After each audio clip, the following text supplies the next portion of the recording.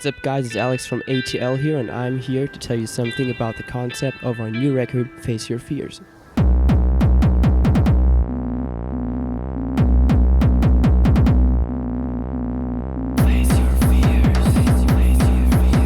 The album kicks off with Prologue and Face Your Fears, which are two songs that belong together basically.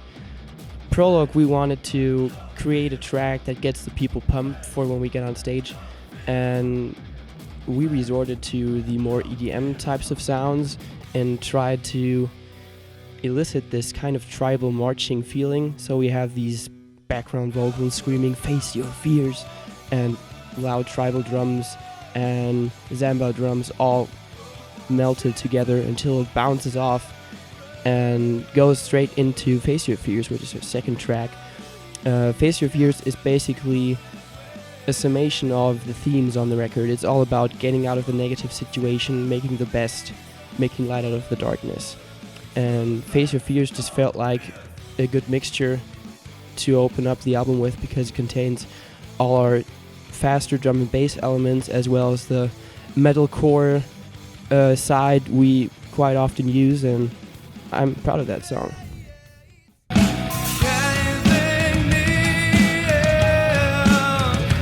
Third song of the record is Sweaty Palms. It's a very personal song, I think, the most personal I've ever written. It's about not being enough for somebody and trying to live up to someone's expectations. It's got a very dark harmony in the guitar because it uses a chord progression which is not natural. That's why it sounds kind of dark, like it's pulling you under, and that's what I wanted to create with the music. So Sweaty Palms is, I think, lyrically the darkest song on the album, but comes out to a happy ending in the end. This is the next song on the album is The Preacher's Anthem, which is by far the heaviest track we've ever created. I'm very proud of it for what it is, because I actually wrote it on an acoustic guitar and it sounded like a kind of salsa Mexican song at first, and then I transformed it to this electronic something that it is. So it sounds like you're going to some fair in the middle of your town, and that's why I wanted these funny, dodgy sounds to be around while the guitar riffs kick in. It's basically about a priest who becomes lured into the darkness by demons of his own. So basically his whole life he's been preaching verses from the Bible, but suddenly he finds himself closer to the devil than God himself.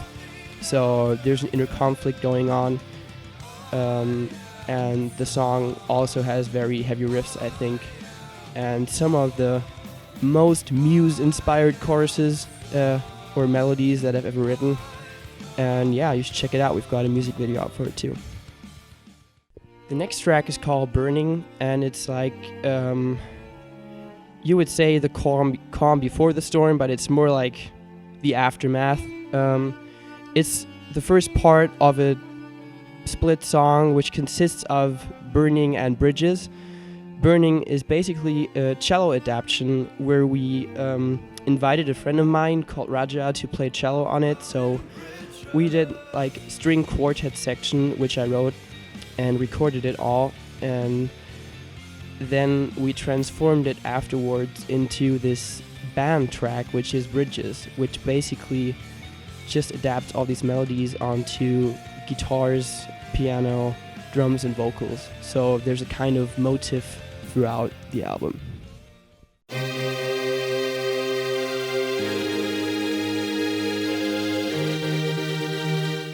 The next song, How to Escape, is I think one of the most special ones in the album, just because we had a collaboration with a good friend of mine, Sam Haynes. He is a rapper, and he decided to come in and throw a few lines, and that was awesome. The track also combines, I think, some of the new metal influences we've had. We've all been growing up on System of a Down, Korn, Limp Bizkit, Slipknot for the most part. And I think it just really comes through in the riffing. it's got low tune guitars, drop C, and they just vibe around, and they got this kind of groovy sound to them. And the chorus is just a big anthemic sounding chorus, I guess. And as far as the lyrics go, they're all about getting through a bad time.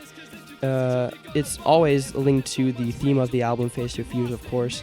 So how to escape is like how to escape the problems in life. And the lyrics in the chorus say, so come with me, take my hand and come with me as we jump into the sea.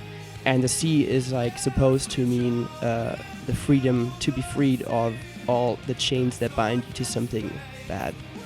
And I think the song is one of the most positive ones on the album, but at the same time hard-hitting and catchy.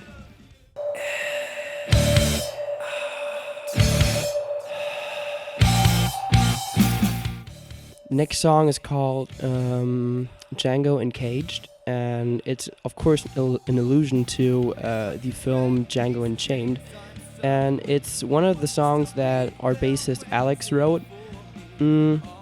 I think it's just kind of a small epic story.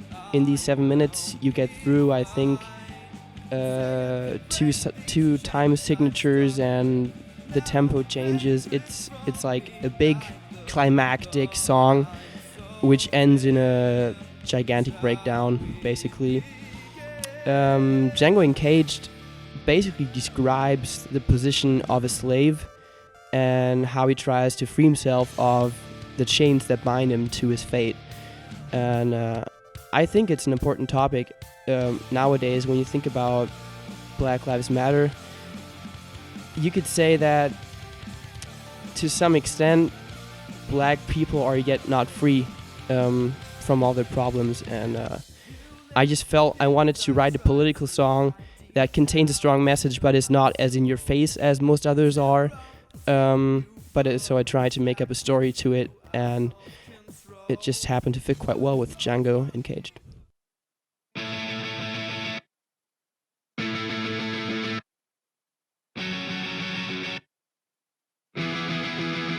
The Rescue is by far the happiest song on the album. I think it's the only track where we try to open up with a kind of pop-punk vibe with just a guitar entering the sound. And it was hard to write. I think the entire song consists of just 3 chords or so. And we tried to just merge the heavy tones that we use in the rest of our songs with a happy vibe. It's the only song that is purely positive, and it always comes across well live. We've always got good crowd reactions to it, and it's something we've been loving to play ever since.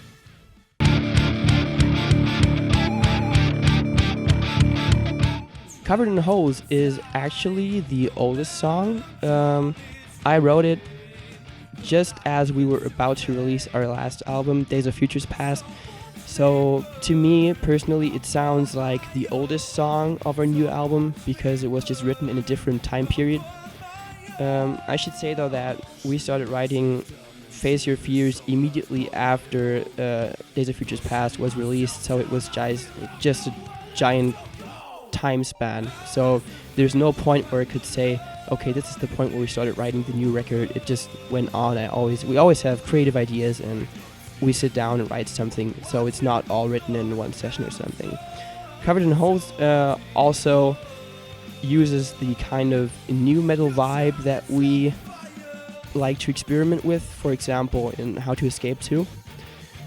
The main idea for the ending of the song was just we wanted to have kind of epic sound at the end. We didn't want to just play the chorus again, so we added like these MIDI strings to it, which give them a whole new level of depth, I think. So it's also a song that we quite enjoy playing live. We've been playing it for a year and a half at least now, and it's always been fun to play.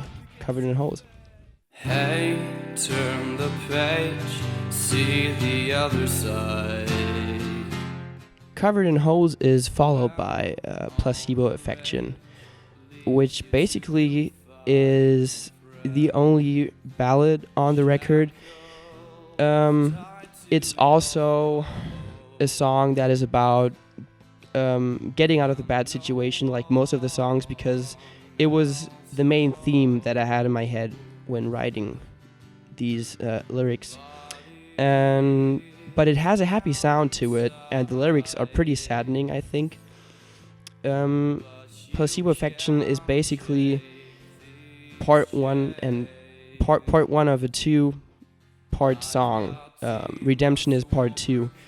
So Placebo Affection is basically escaping from your bad times, and it's really linked to a bad relationship. So yeah, it's a very personal song, and it goes directly into Redemption, the last song of the record, which was written entirely in the studio. We recorded the drums just saying, okay, we have the guitar riff, and now we're going to record the drums. And the ending, the fast Slipknot type ending, was written in the studio. We decided just to say, okay, wait a second, we're just going to play fast and hard here and see what happens. And that was just how it sounds, I think, and I'm really proud of what we created there.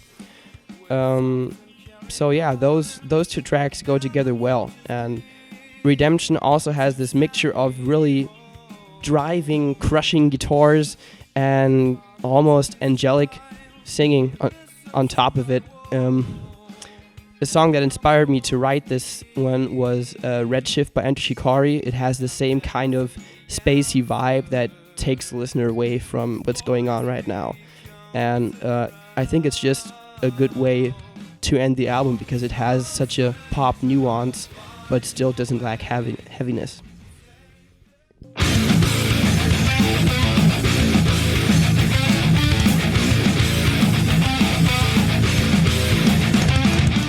So if you like what you've heard, our new album Face Your Fears is out since September. You can buy it on iTunes, you can listen to it on Spotify, Deezer, Amazon Music, countless streaming services. We'd be very happy if you gave it a listen. We're another Timelapse. Peace out. Bye guys.